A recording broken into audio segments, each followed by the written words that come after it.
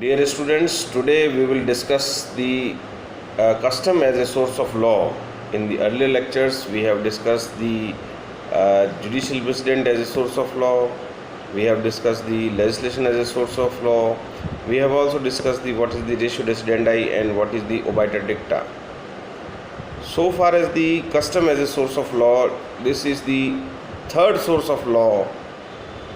And प्यारे विद्यार्थियों, custom as a source of law या प्रथा जो है वास्तविक रूप में क्या है, और सेविनी ने सबसे पहले जो है हिस्टोरिकल जो स्कूल ऑफ जूरिस्प्रूडेंस के अंदर सेविनी ने कस्टमरी लॉ के बारे में ये कहा और उसको वोल्क जिस्ट के नाम से जो है पहचाना जाने लगा, क्योंकि वहाँ जो जर्मनी के अंदर जो है वो जी जर्मन थिंकर थे सेविनी, तो इन्होंने ये कहा कि कस्टम जो है वो इनर कॉन्शियसनेस ऑफ लॉ है या inner consciousness of the people है, और उन्होंने उसको वोल्क जिस्ट की संज्ञा दी, और जिसके फलस्वरूप जो है जर्मन लोगों में काफ़ी वो पॉपुलर हुए।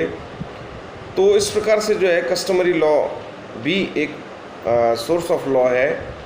लेकिन अब जो है मॉडर्न लीगल सोसाइटी में नॉर्मली जो है हम legislation as a source of law को प्राइमरी सोर्स ऑफ लॉ बोलते हैं। इसी प्रकार से जुडिशियल प्रेसिडेंट भी जो है प्राइमरी सोर्स ऑफ लॉ है, और कस्टमरी लॉ को जो है थर्ड फुटिंग पर जो है रखा जाता है, क्योंकि इसकी जो है एक्सेप्टेंस होने के लिए ज़रूरी है। पहला, ये जो है फॉर टाइम इमेमोरियल, एक ऐसा समय जो इमेमोरियल या जो याद न हो इतना जो है वो पुराना होना चाहिए, पहला। दूसरा, कंसिस्टेंसी या लगातार वो यूज़ में होना ज़रूरी है। Third, it should not oppose to the public policy, या यह लोक नीति के विरुद्ध नहीं होना चाहिए। तो कस्टमरी लॉ के लिए ये भी आवश्यक है कि यह लोक नीति के विरुद्ध ना हो, यह टाइम इमेमोरियल हो, और जो पब्लिक पॉलिसी है या लोक नीति के विरुद्ध नहीं होना चाहिए। जब ये सारे टेस्ट पूरे हो जाते हैं तभी वह कस्टमरी लॉ जो है वो लॉ का रूप लेता है। वैसे भी जो है वो आर्टिकल 13 कॉन्स्टिट्यूशन में कहा गया है कि भाई जो भी ऐसा कानून है जो कि रेपग्नेंट टू द कॉन्स्टिट्यूशन है, वह उस एक्सटेंट तक नल एंड वाइड होगा। तो यहाँ पर कस्टमरी लॉ के बारे में भी जो है यही बात लागू होती है कि अगर वो रेपग्नेंट टू द कॉन्स्टिट्यूशन है या it oppose to the public policy है, तो वह सभी कस्टमरी लॉ जो है वो लॉ नहीं होगा। तो इस प्रकार से जो है हम कस्टमरी लॉ को भी जो है वो as a source of law मानते हैं, और कई बार जो है हम general day to day life में भी जो है हम उसको यूज़ में लेते हैं। कई बार आप सब्ज़ी मंडी गए होंगे और सब्ज़ी मंडी में आपने जो है कई बार सब्ज़ी जब आप ख़रीदते हैं तो वो उसको बाट और माप नियंत्रक अधिनियम के अनुरूप वो वास्तविक रूप में जो सेलर है, वो सेलर बेसिकली जो है वो उसके अंदर कोई न कोई बाट या कोई माप की चीज़ जो है रखनी आवश्यक है, उसको तोलना आवश्यक है, किंतु कई बार वो उस पत्थर को भी जो है वो रख देता है और हम उसको मान लेते हैं। तो इस प्रकार से जो है वो inner consciousness of the people है, जो लोगों की जो आंतरिक भावना है, कई बार वो inner consciousness of the people भी जो है वो वास्तविक रूप में कस्टमरी लॉ बन जाता है। तो इस प्रकार से वो इन विभिन्न सोपानों से होते हुए भी जो है वो कस्टमरी लॉ बन जाता है। तो इस प्रकार से जो है हम कई बार ये भी देखते हैं कि कस्टम प्रिवेल्स द लॉ, यह भी कहा जाता है कि कस्टम प्रिवेल्स द लॉ। लेकिन कस्टम प्रिवेल्स द लॉ बनने के लिए वो उन फेजेज़ या उन स्टेजेस को होना ज़रूरी है, जैसा कि मैंने पहले डिस्कस किया। वापस बताता हूँ कि उसके लिए जो है उसको टाइम इमेमोरियल होना ज़रूरी है, उसको पब्लिक पॉलिसी के विरुद्ध नहीं होना चाहिए।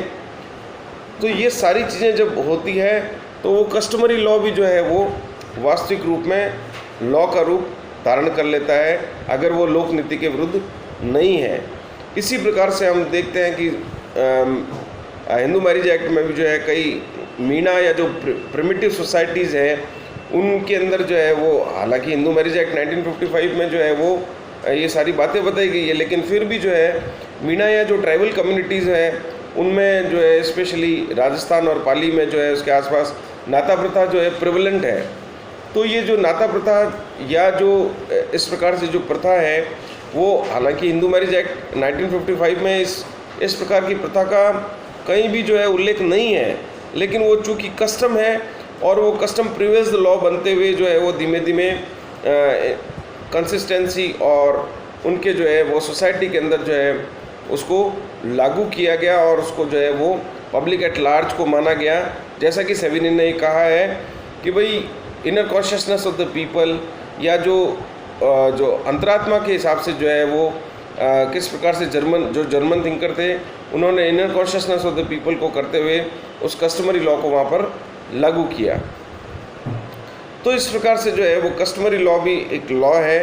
हालांकि सामान्य जो है ये कहा कि भाई बेसिकली लेजिस्लेशन और जुडिशियल प्रेसिडेंट ही वास्तविक रूप में लॉ है, और लेजिस्लेशन को उन्होंने रेडीमेड लॉ कहा और सामान्य जुडिशियल प्रेसिडेंट को जो है वो टेलर मेड लॉ कहा। तो थर्ड वन जो कस्टमरी लॉ है ये भी वास्तविक रूप में लॉ है, अगर वो कंसिस्टेंसी लगातार वो यूज़ में आता है।